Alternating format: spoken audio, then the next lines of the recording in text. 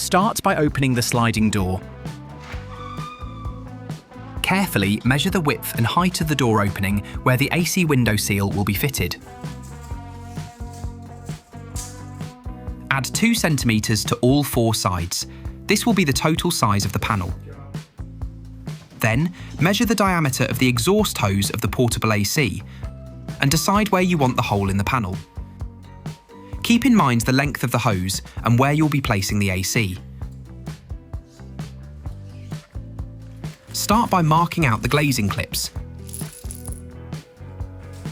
The spacing between the clips is 30 centimetres.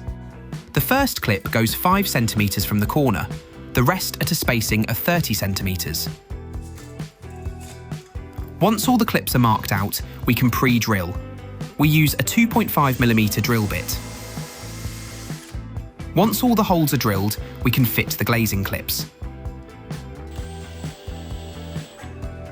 Lay the panel on a flat surface and remove the film. Apply the insulation tape along all 4 edges on the back of the panel. Now remove the film from the front of the panel.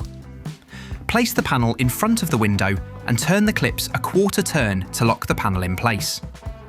Now take the portable AC and place the hose into the hole in the panel. Switch the AC on.